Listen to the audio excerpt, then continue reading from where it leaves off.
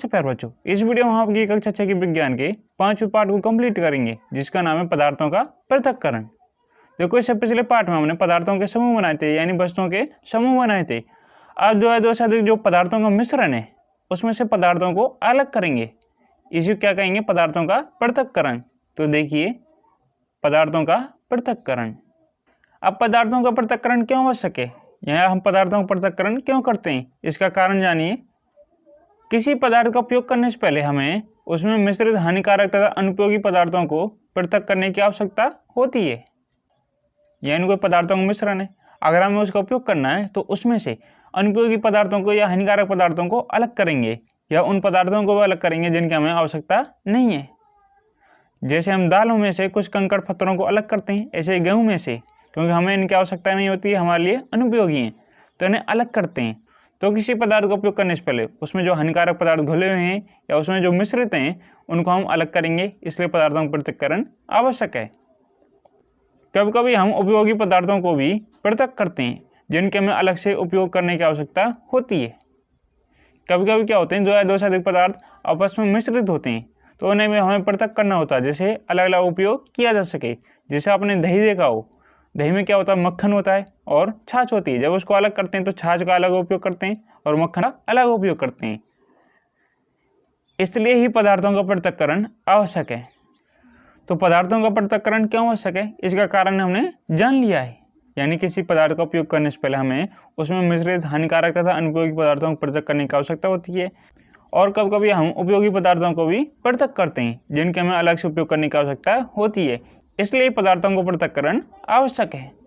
अभी हमने जाना पदार्थों का पृथक्करण क्यों आवश्यक है। अब देखिए, पदार्थों का पृथक्करण कैसे करते हैं, इसके लिए कौन कौन सी विधियां उपयोग की जाती हैं।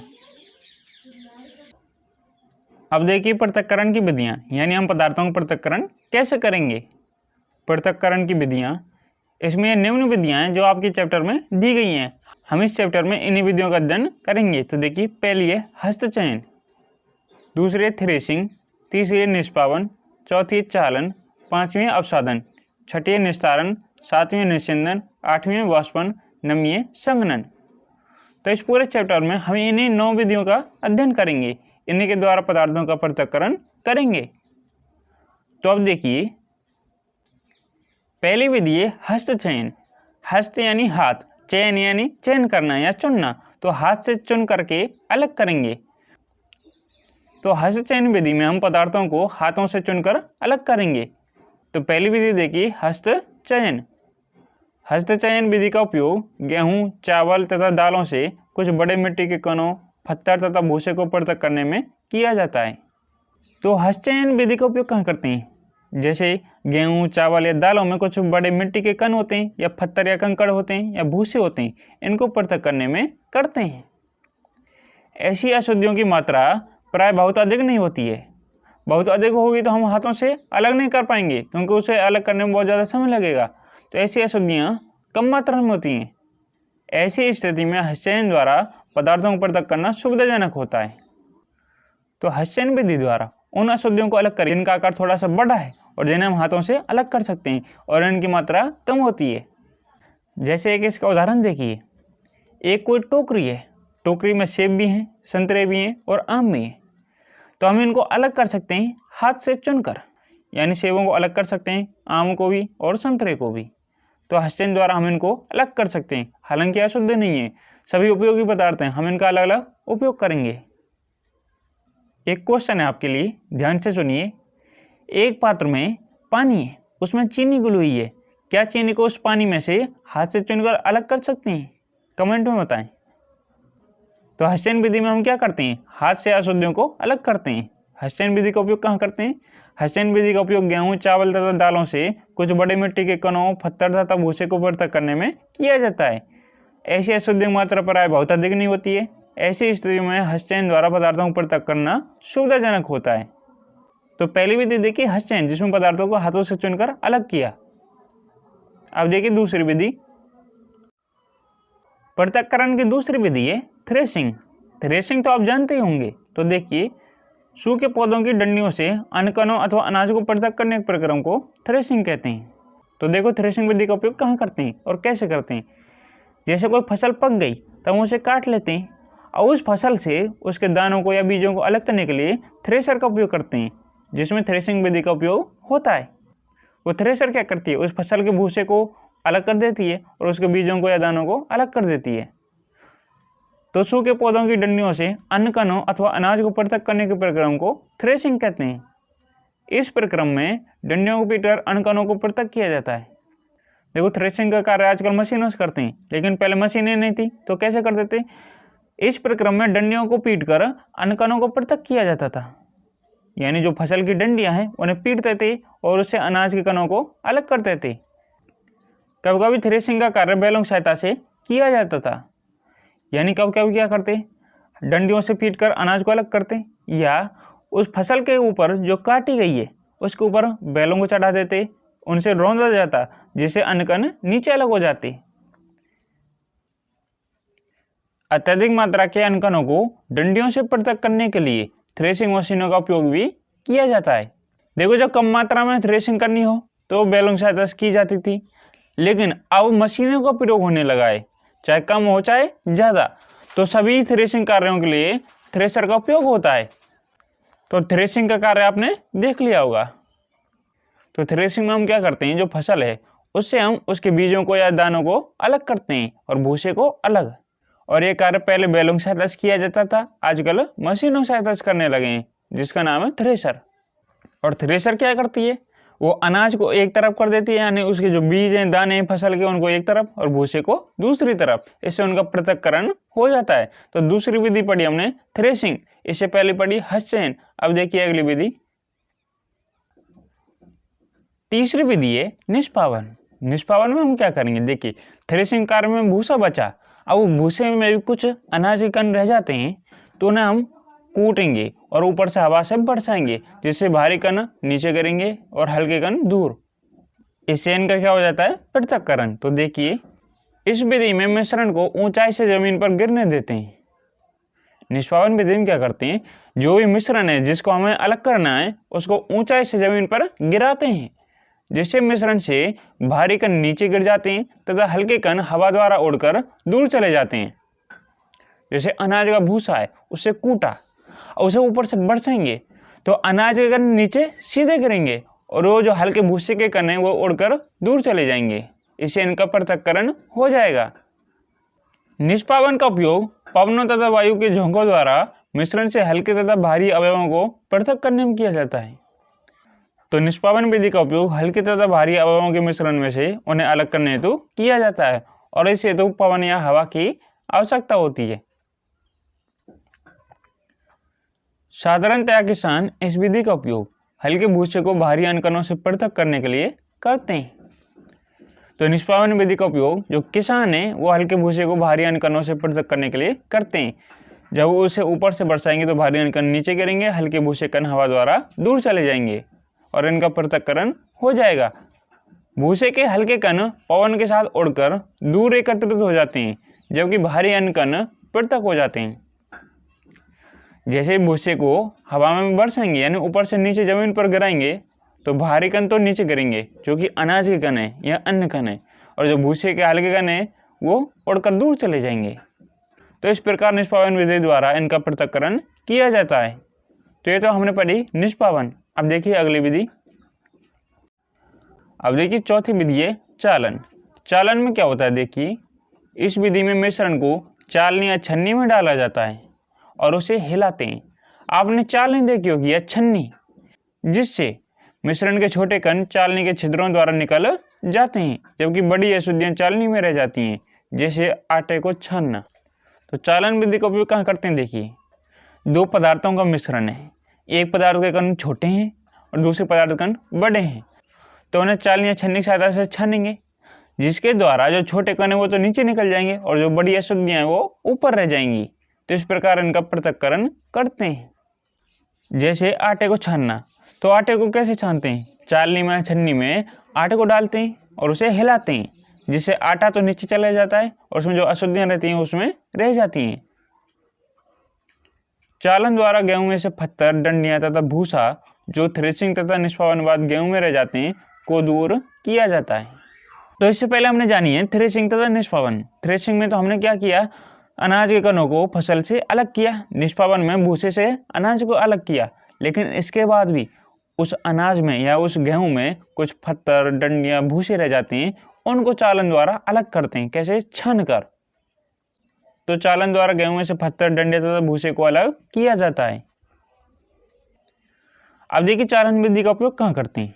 चालन विधि का उपयोग मिश्रण के दो ऐसे अवयवों जिनकी अमापों में अंतर हो को पृथक करने में किया जाता है। यानी चालन विधि का उपयोग वहां करते हैं जहां मिश्रण में दोनों पदार्थों के कण यानी उनके जो आमाप है, उनका साइज है, उनमें अंतर हो, एक तो बड़े कण वाला हो, एक छोटे कण वाला। जैसे रेत से कंकड़ तथा पत्थर को पृथक करना। अब रेत में कंकड़ तो थोड़े से बड़े आकार के होंगे और पत्थर भी थोड़े से बड़े आकार के। रेत तो छनकर नीचे आ जाएगी, कंकड़ पत्थर उस चालनी या छन्नी में रह जाएंगे। इसी प्रकार आटे को छानते हैं। तो चालन विधि का उपयोग वहां करते हैं जहां मिश्रण में दो ऐसे पदार्थ हों जिनके कण एक तो छोटे, दूसरे के बड़े हों। तो अभी हमने जानी चालन विधि। इसमें चालनी या छन्नी की सहायता से पदार्थों का पृथक्करण करते हैं। अब देखिए अगली विधियां हैं अपसादन, निस्तारण और निस्यंदन।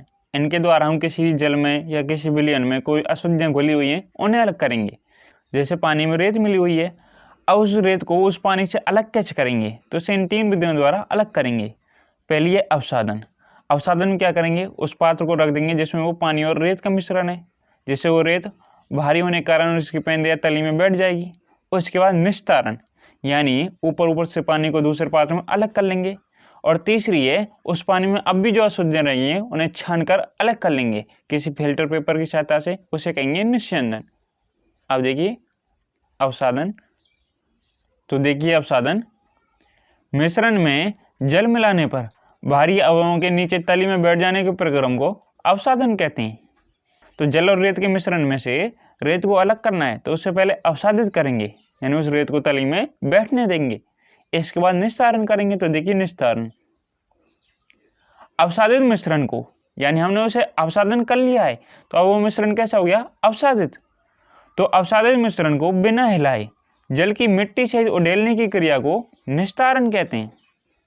देखो उसके तली में या उसके पेंदे में रेत बैठ चुकी है, अब ऊपर से उस जल को बिना हिलाए डुलाए दूसरे पात्र में अलग करेंगे। तो अवसादित मिश्रण को बिना हिलाए जल की मिट्टी से उडेलने की क्रिया को निस्तारण कहते हैं। यही सिद्धांत ऐसे द्रवों के मिश्रण को भी पृथक करने में उपयोग में लाया जा सकता है जो आपस में मिश्रित नहीं होते हैं।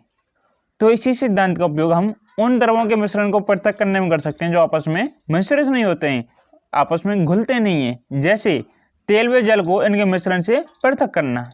देखो तेल और जल आपस में मिश्रित नहीं होते हैं, तेल जल के ऊपर अपनी परत बनाता है, तो हम इन्हें इस विधि द्वारा अलग कर सकते हैं।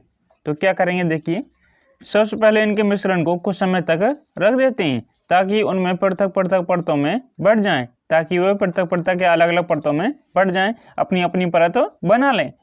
इसके बाद जो अवयव ऊपरी परत बनाता है उसे निस्तारण द्वारा पृथक कर लेते हैं। जैसे तेल और जल का मिश्रण है, इनको कुछ समय तक रखेंगे तो क्या करेगा, तेल जल के ऊपर अपनी परत बनाएगा।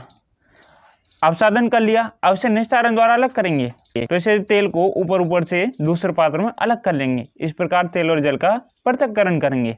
तो अवसादन और निस्तारण इस सिद्धांत का उपयोग ऐसे द्रवों को मिश्रण को भी पृथक करने में किया जाता है जो आपस में मिश्रित नहीं होते हैं, जैसे तेल और जल। देखो अगर ऐसे द्रवों का मिश्रण हो जो आपस में मिश्रित नहीं होते हैं तो उसे अवसादन और निस्तारण द्वारा ही अलग करेंगे। लेकिन जैसे पानी में रेत घुली हुई है तो उसे एक चरण और आगे बढ़ेंगे, निस्यंदन द्वारा उसे छानकर अलग करेंगे। अब उसे देखिए निस्यंदन। अब देखिए निस्यंदन। अब निस्यंदन में क्या करेंगे, जो रेत और जल का मिश्रण है उसको तो हमने निस्तारित कर लिया, और उस जल में जो रेत रह गई, उसके जो कण रह गए या शुद्धियां रह गई, उन्हें छानकर अलग करेंगे। तो देखिए इसे कहेंगे निस्यंदन। इस विधि में मिश्रण या द्रवों को छाना जाता है तथा द्रव को फिल्टर करने के लिए फिल्टर पत्र, कपड़े या छन्नी आदि का उपयोग निस्यंदक के रूप में किया जाता है। देखो निस्यंदन विधि में हम मिश्रण या द्रवों को छानेंगे और छानने के लिए या तो फिल्टर पत्र का उपयोग करेंगे या कपड़े का या छन्नी का। देखो कपड़े और छन्नी को तो आप जानते हैं। फिल्टर पत्र क्या होता है, देखिए फिल्टर पत्र एक ऐसा निस्यंदक होता है जिसमें अत्यंत सूक्ष्म छिद्र होते हैं। निस्यंदक का मतलब है इसे छानने में उपयोग में लाते हैं, और फिल्टर पत्र में बहुत अत्यंत सूक्ष्म छिद्र होते हैं, जिसके कारण अशुद्धियां ऊपर रह जाएंगी और जो भी द्रव है वो नीचे चला जाएगा। अब देखिए फिल्टर पत्र द्वारा हम निस्यंदन किस प्रकार करेंगे। फिल्टर पत्र को शंकु के रूप में मोड़कर कीप में लगा दिया जाता है। जैसे आपने शंकु देखा हो, इस प्रकार मोड़ देंगे, इस प्रकार ये दोनों सिरे मिल रहे हैं। तो फिल्टर पत्र को शंकु के रूप में मोड़कर कीप में लगा दिया जाता है और कीप का आकार ऐसा ही होता है।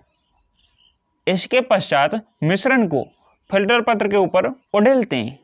इसके बाद जो भी मिश्रण है या जो द्रवों का मिश्रण है उसे इस फिल्टर पत्र के ऊपर उड़ेलते हैं।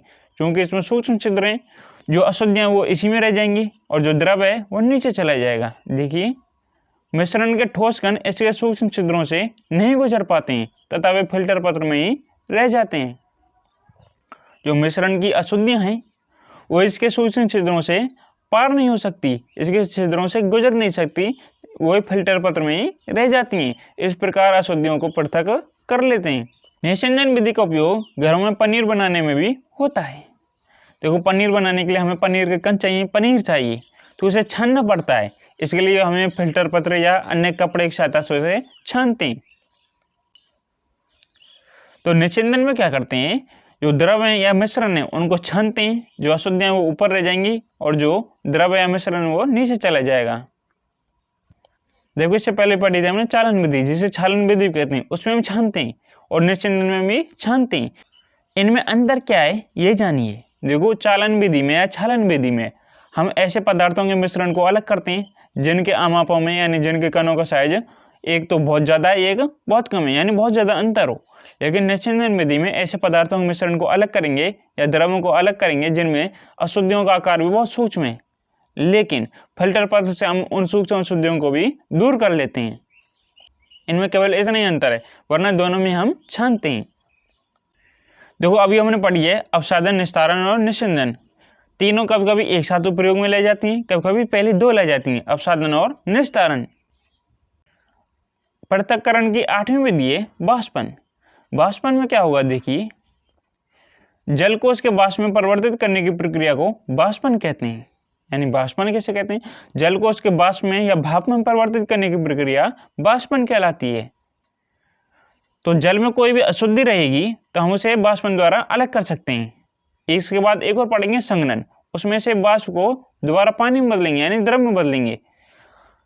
तो जैसे जल में मानो नमक घुला है तो हम क्या करेंगे, उस नमक को छानकर तो अलग नहीं कर सकते, तो पानी को गर्म करेंगे, पानी भाप बनकर उड़ जाएगा, लेकिन उसे उड़ने नहीं देंगे, उसे संघनन द्वारा किसी दूसरे पात्र में एकत्रित कर लेंगे। तो पानी को दूसरे पात्र में इकट्ठा कर लेंगे, लेकिन जो उसमें अशुद्धियां घुली हुई थी जैसे नमक या चीनी वो उसी पात्र में रह जाएंगे। इस प्रकार इनका पृथक्करण करेंगे।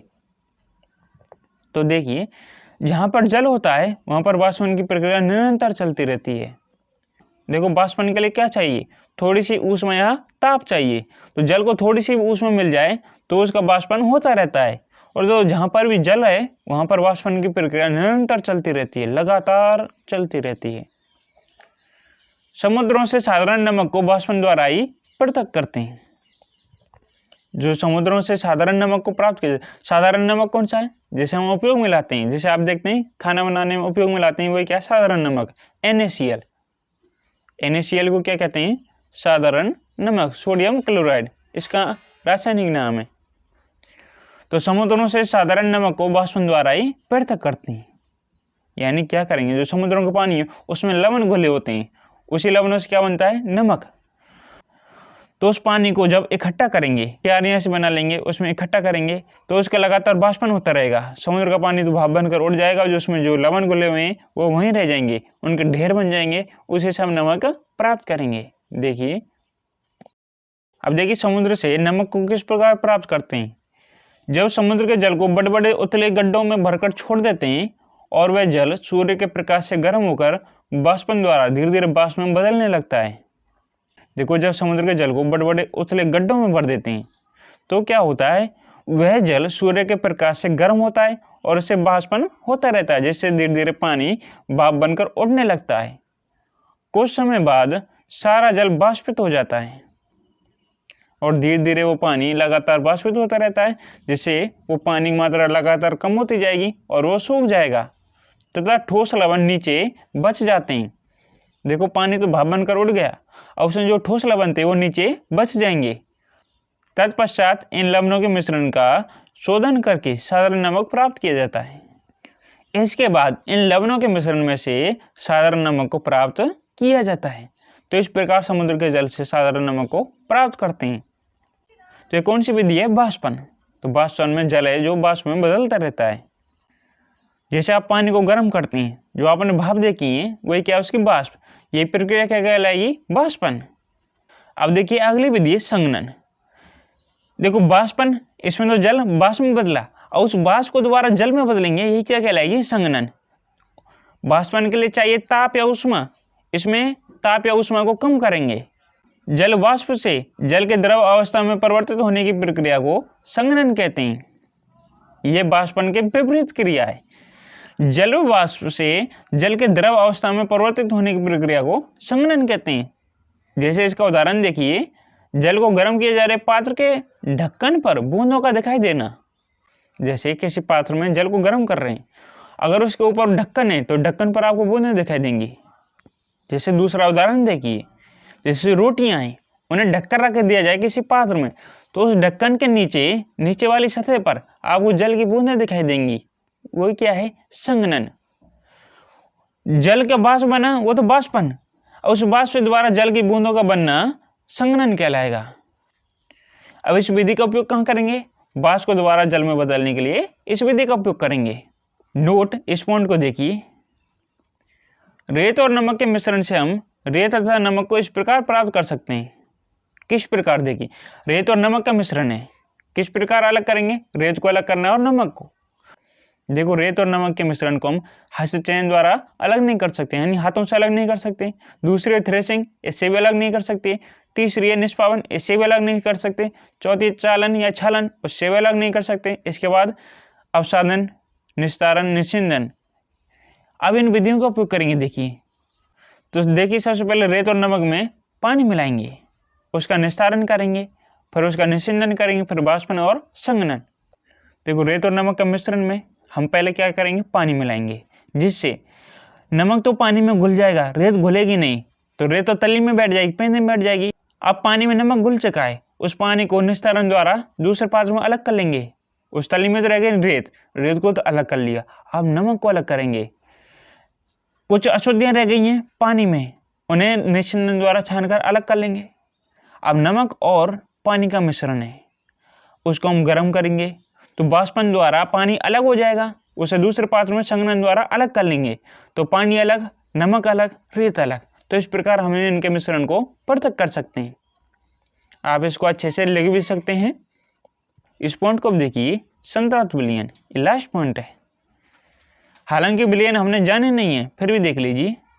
वह विलयन जिसमें विलेय पदार्थ को और अधिक न घोला जा सके संतृप्त विलयन कहलाता है। यानी ऐसा विलयन जिसमें विलेय पदार्थ को और अधिक न घोला जा सके क्या कहलाता है? संतृप्त विलयन। अब देखिए, विलेय पदार्थ क्या होता है, विलयन क्या होता है। जैसे कोई पात्र है, अब इस पात्र में पानी है, क्या है? पानी। ये पानी है इसमें, अब इसमें नमक या चीनी घोल है। देखिए, इसमें ये मानो नमक या चीनी घुल रही है। अब इस पानी में जो नमक या चीनी घुल रही है, इसे कहेंगे विलेय पदार्थ। यानी किसी विलयन में जिस पदार्थ को घोला जाए वो तो विलेय पदार्थ कहलाएगा, और जिसमें घोला जाए वो विलायक। हालांकि तुम्हारे लिए है नहीं, और ये पूरा जो दोनों पदार्थ मिलकर के बनाएंगे विलयन। जैसे चीनी और पानी का मिश्रण क्या कहलाएगा? विलयन। अब ऐसा विलयन जिसमें विलेय पदार्थ को और अधिक न घोला जा सके संतृप्त विलयन कहलाता है। यानी पानी में चीनी या नमक को और अधिक नहीं घोला जा सकता। एक थोड़ी मात्रा तो घोल ली, लेकिन अब और अधिक नहीं घोला जा सकता। अब वह विलयन क्या कहलाएगा? संतृप्त विलयन। तो संतृप्त विलयन ऐसा विलयन है जिसमें विलेय पदार्थ को और अधिक न घोला जा सके, तो ऐसा विलयन ही संतृप्त विलयन कहलाता है। जैसे आपने कभी शिकंजी बनती देखी हो, तो उसमें चीनी को घोलते जाते हैं, लेकिन एक स्थिति ऐसी आती है जब चीनी और अधिक न घोली जा सके, तो वह विलयन कहलाएगा संतृप्त विलयन। इसके अलावा अन्य विलयन भी है, अति संतृप्त विलयन, असंतृप्त विलयन। वो तुम्हारे लिए नहीं है, जितना तुम्हारे कोर्स में है उतना ही तुम्हें बताएंगे। तो इस चैप्टर में हमने जाना कि हम पदार्थों का पृथक्करण क्यों करते हैं, पदार्थों के पृथक्करण की कौन कौन सी विधियाँ हैं, 9 विधियों का हमने अध्ययन किया है। इसके बाद हमने जाना संतरण विलयन। इसी के साथ ही आपका 5वां चैप्टर कंप्लीट होता है। इससे पहले हम 2, 3 और 4 इन चैप्टर की वीडियो बना चुके हैं, उन्हें आप देख लें। अगर आपको भी कोई डाउट प्रॉब्लम हो तो कमेंट करें। आपको किस टॉपिक पर वीडियो चाहिए वो कमेंट करके बता सकते हैं। तो बच्चों मिलेंगे किसी और वीडियो में। जय हिंद, जय भारत।